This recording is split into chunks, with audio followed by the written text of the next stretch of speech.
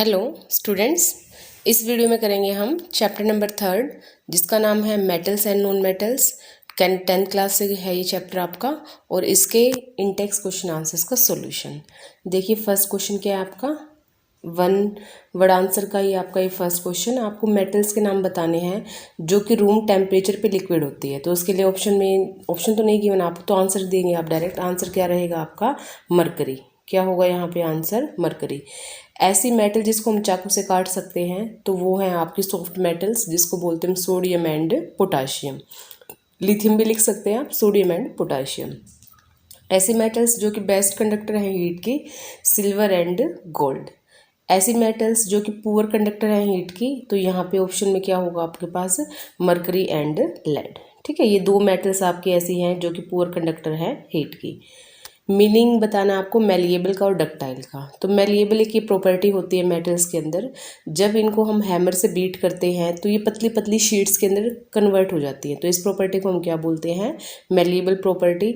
और जो ज़्यादातर मेटल्स हैं वो इस प्रॉपर्टी को शो करती हैं। और सबसे ज़्यादा जो मेलिएबल मेटल्स हैं वो कौन सी, आपकी गोल्ड एंड सिल्वर। ठीक है, कौन सी है, gold and silver. Next property है डक्टाइल प्रॉपर्टी। ये भी प्रॉपर्टी आपकी मेटल शो करती हैं। इस प्रॉपर्टी में क्या होता है कि हम मेटल्स के पतले पतले बारीक बारीक क्या बना सकते हैं, वायर्स बना सकते हैं, तार बना सकते हैं। जैसे कॉपर के तार देखे होंगे आपने, ऐसे ही आपको यहाँ पे मोस्ट डक्टाइल मेटल का नाम बताना है तो गोल्ड सबसे ज़्यादा डक्टाइल मेटल है। 1 ग्राम गोल्ड से हम 2 किलोमीटर लंबी वायर बना सकते हैं। कितना, 1 ग्राम गोल्ड। और कितनी किलोमीटर की लेंथ आपकी, 2 किलोमीटर लंबी लेंथ का हम उससे वायर बना सकते हैं। तो सोच सकते हैं आपकी कितनी डक्टाइल मेटल है ये। नेक्स्ट क्वेश्चन, सोडियम को हम कैरोसिन ऑयल में क्यों डुबो के रखते हैं।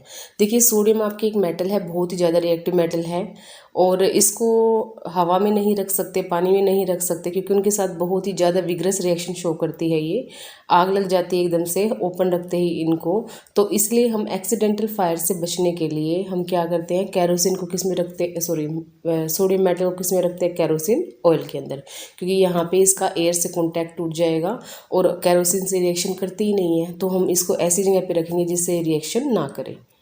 नेक्स्ट क्वेश्चन में आपको इक्वेशन लिखनी है आयरन की स्टीम के साथ और कैल्शियम एंड पोटेशियम की वाटर के साथ। तो देखिए आयरन की स्टीम के साथ कैसे लिखेंगे, आयरन का सिंबल क्या होता है आपका Fe और वाटर का सिंबल क्या है आपका H2O। और साथ में आपको क्या मेंशन करना है, यहाँ पे वाटर की स्टेट के अंदर आपका गैस स्टेट के अंदर, क्योंकि वाटर वेपर्स आपको यूज़ करने हैं।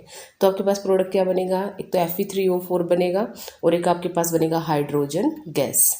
दूसरा आपका है मेटल है कैल्शियम, उसकी रिएक्शन करवानी है आपको वाटर के साथ। वाटर आपको लिक्विड स्टेट में ही लेना है अभी और आपके पास बनेगा कैल्शियम हाइड्रोक्साइड और हाइड्रोजन गैस। यहाँ पे जो हाइड्रोजन गैस है जो इवोल्व होगी वो इतनी ज़्यादा मतलब यहाँ पे जो हाइड्रोजन गैस इवोल्व दोनों में ही होगी, आपको नज़र आ रहा होगा यहाँ पे भी और यहाँ पे भी। लेकिन इसमें आपको यहाँ पे नज़र आएगा कि जो नॉर्मल रिएक्शन हुई है आयरन की स्टीम के साथ, लेकिन यहाँ पे जो आपकी कैल्शियम की वाटर के साथ रिएक्शन हुई है वो हाईली एक्सोथर्मिक रिएक्शन है।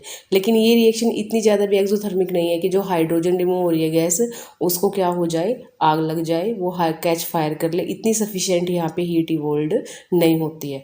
अगर यही सेम केस हम सोडियम के साथ लेते कैल्शियम मेटल को रिप्लेस करके तो यहाँ पे एकदम से आग लग जाती, क्योंकि जो हाइड्रोजन मेटल है उसको जलने के लिए जितनी हीट की जरूरत होती है वो एक्सोथर्मिक रिएक्शन के टाइम पे हो जाती।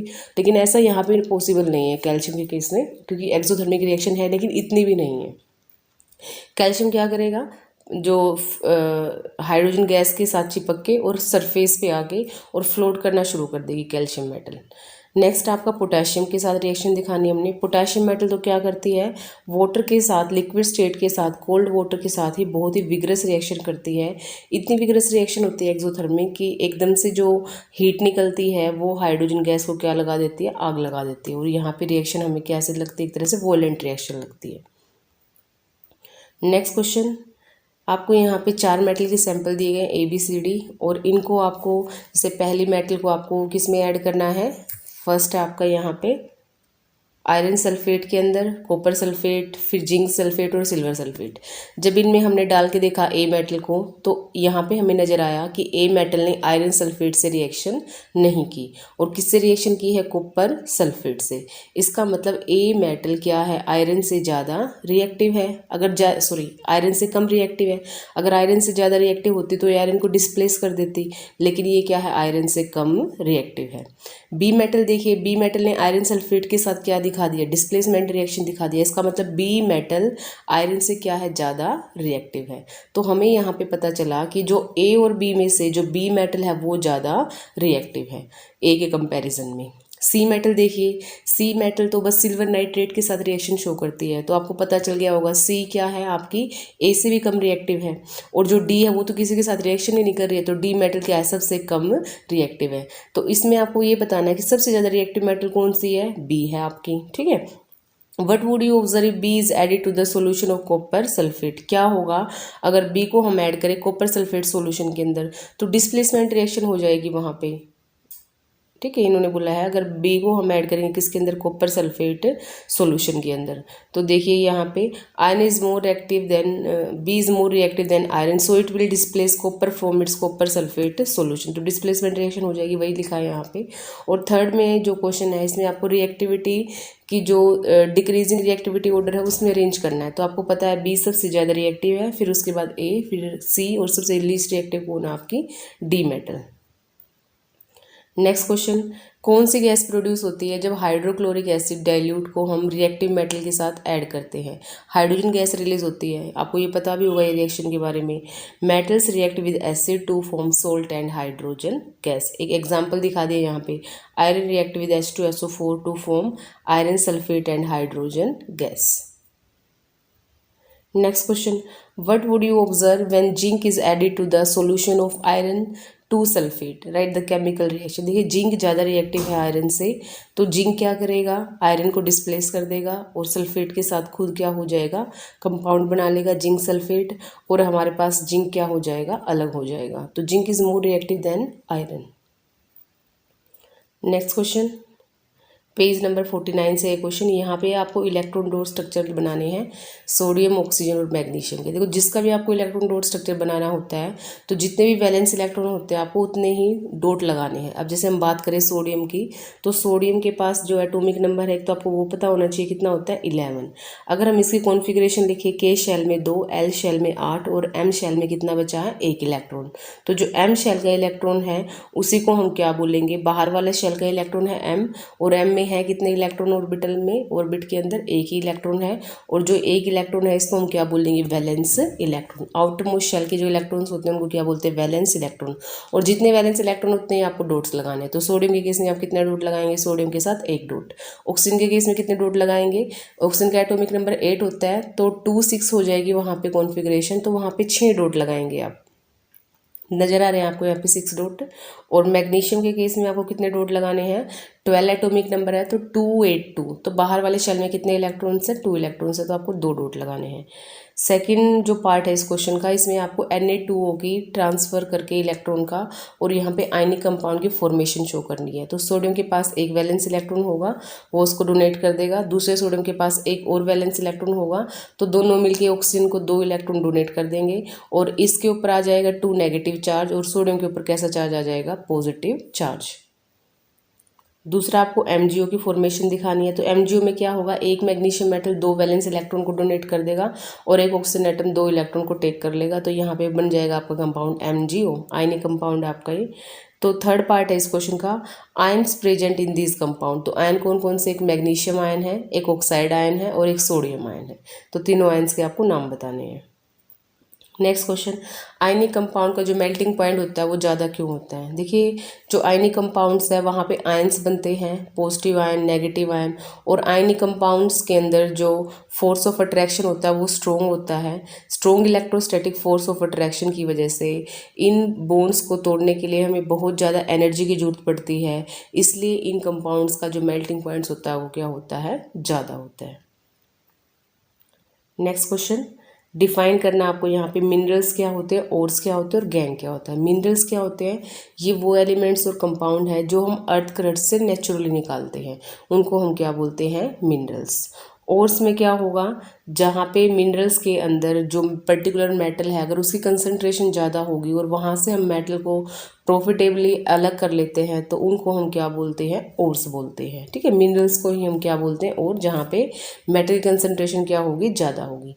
गैंग क्या होते हैं, जब हम ओर्स को अर्थ से माइन करते हैं तो उसके साथ कुछ इम्प्योरिटीज़, बड़े अमाउंट की जो लार्ज साइज़ की इम्प्योरिटीज़ आ जाती हैं, जैसे अर्थ मिट्टी हो गई आपकी, सैंड हो गया, क्ले हो गया, तो इनको हम क्या बोलते हैं, गैंग बोलते हैं। एक तरह की इम्प्योरिटीज़ होती है ये। दो ऐसी मेटल्स जो फ्री स्टेट में मिलती हैं, मतलब ऐसे दो मेटल के नाम बताओ जो लीस्ट रिएक्टिव है, तो वो हो गया आपका सिल्वर, प्लेटिनम, कॉपर, गोल्ड। ठीक है, ये आपकी है least reactive metals. What chemical process is use for obtaining a metal from its oxide. Metal को आपको ऑब्टेन करना है ऑक्साइड से, तो आप कौन कौन से प्रोसेस लगाएंगे। देखिए, अगर आपके मेटल का ऑक्साइड है लीस्ट रिएक्टिव का, तो सिंपल हीट करना है उसको, तो ऑक्साइड हो जाएगा वहाँ से अलग। जैसे कि फॉर एग्जांपल यहाँ पे मरकरी का ऑक्साइड लिया गया है, अगर इसको हम सिंपल हीट करेंगे तो मरकरी अलग हो जाएगा और ऑक्सीजन गैस अलग हो जाएगी, क्योंकि ये जो मेटल है आपकी मरकरी, इसका जो यहाँ पे ऑक्साइड है, ये मेटल आपकी लीस्ट रिएक्टिव है, तो यहाँ पे ऑक्साइड को हम सिंपल हीट करके भी ऑक्साइड से प्योर मेटल को हम ऑब्टेन कर सकते हैं। जो मेटल मिडल रिएक्टिविटी सीरीज़ की है, जैसे कि जिंक हो गया, आयरन हो गया, लेड हो गया, कॉपर हो गया, ये मॉडरेटली रिएक्टिव मेटल्स होती हैं, तो पहले तो क्या किया जाता है, इनके ऑक्साइड्स बनाए जाते हैं कैल्किनेशन रोस्टिंग से, फिर ऑक्साइड्स को रिड्यूस किया जाता है मेटल्स डाल के या कुछ स्टेबल रिड्यूसिंग एजेंट डाल के। जैसे जिंक ऑक्साइड को हमें क्या करना था, प्योरीफाई करना था, जिंक मेटल को अलग करना था, तो हमने यहाँ पे carbon as a reducing agent डाला, कार्बन ने ऑक्सीजन को यहाँ से हटा लिया, कार्बन मोनोऑक्साइड बना यहाँ पे, और जिंक मेटल होगी हमारी यहाँ पे अलग। और जो मेटल बहुत ज़्यादा रिएक्टिव हैं तो उनको तो अलग करने का एक ही तरीका है, इलेक्ट्रोलिसिस प्रोसेस। ठीक है, जो हाईली रिएक्टिव मेटल की ऑक्साइड से मेटल को अगर आपको ऑब्टेन करना है तो वहाँ पे कौन सा प्रोसेस लगाएंगे आप, electrolysis process. Next question, metallic oxides of zinc, magnesium and coppers were heated with the following metals. आपके पास ना ऑक्साइड है, जिंक का ऑक्साइड है, मैग्नीशियम का ऑक्साइड है, कॉपर का ऑक्साइड है, इनको आपको हीट करना है जिंक मेटल के साथ, मैग्नीशियम मेटल के साथ और कॉपर मेटल के साथ। तो देखिए, जिंक ऑक्साइड को अगर आप जिंक के साथ हीट करेंगे तो कोई फ़ायदा ही नहीं होगा, कोई रिएक्शन नहीं होगी। मैग्नीशियम के साथ रिएक्ट करेंगे तो मैग्नीशियम जो मेटल है उसकी रिएक्टिविटी जिंक से ज़्यादा है, तो वो जिंक मेटल को डिस्प्लेस कर देगी, और कॉपर की रिएक्टिविटी कम है तो वो डिस्प्लेस नहीं कर पाएगी। मतलब इस क्वेश्चन को करने के लिए आपको रिएक्टिविटी सीरीज की नॉलेज होनी चाहिए कि कौन सी मेटल ज़्यादा रिएक्टिव है। अगर ज़्यादा रिएक्टिव है तो वो लेस रिएक्टिव मेटल को क्या कर देगी, डिस्प्लेस कर देगी। तो मैग्नीशियम ऑक्साइड जिंक से रिएक्शन करवाओगे तो यहाँ पे जिंक को डिस्प्लेस कर दे, मैग्नीशियम ऑक्साइड के साथ जिंक की रिएक्शन करवाओगे तो जिंक मेटल क्या करेगी, मैग्नीशियम को डिस्प्लेस नहीं कर पाएगी, क्योंकि मैग्नीशियम जिंक से ज़्यादा रिएक्टिव है। कॉपर ऑक्साइड के साथ जिंक रखोगे तो जिंक ज़्यादा रिएक्टिव है तो क्या कर देगी, कॉपर को डिस्प्लेस कर देगी। तो इसी तरह से नॉर्मल आपको इस क्वेश्चन को करने के लिए आपको पता होना चाहिए कि रिएक्टिविटी सीरीज में कौन मेटल ज़्यादा रिएक्टिव और कौन मेटल कम रिएक्टिव है। तो आपको यही दिया गया सोल्यूशन में, magnesium is the most reactive among these three metals, zinc is more reactive than copper. सबसे ज़्यादा रिएक्टिव है मैग्नीशियम, फिर उसके बाद जिंक और उसके बाद है आपका कॉपर। तो अब देख लीजिए, आपको यहाँ पे रिएक्शन भी दिखाई गई है, कौन कैसे कैसे रिएक्शन करेगा। जिंक ऑक्साइड के साथ आपने जिंक डाला, कोई रिएक्शन नहीं होगी। मैग्नीशियम डाला तो डिस्प्लेसमेंट रिएक्शन होगी, अगर कॉपर डाला जिंक ऑक्साइड के साथ तो कोई रिएक्शन नहीं होगी। तो ये रिएक्टिविटी सीरीज के बेसिस पर डिस्प्लेसमेंट रिएक्शन है। Next question, why do which metals don't corrode easily. कौन सी मेटल्स है जो जल्दी से कोरोड नहीं होती है, तो जो लीस्ट रिएक्टिव मेटल्स है वो कोरोड नहीं होंगी, वही गोल्ड, सिल्वर, प्लेटिनम और copper. What are alloys, alloys क्या होते हैं, होमोजेनस मिक्सचर होते हैं, ये दो या दो से ज़्यादा मेटल्स के या फिर मेटल और नॉन मेटल्स के, उनको बोलते हैं एलोइज। एग्जाम्पल दिए गए एलोइज के आपको, स्टेनलेस स्टील एक एलोय है निकेल एंड क्रोमियम का, अमलगम एक एलोय है मरकरी का, और ब्रास एक एलोय है आपका कॉपर और जिंक का, ब्रोंज एलोय है आपका कॉपर और टिन का, और सोल्डर एलोय है आपका लेड और टिन का। तो आपको याद रखना है इसमें कि ये जो एलोयज हैं इनमें क्या क्या कौन कौन से मेटल्स और नॉन मेटल्स मिक्स है।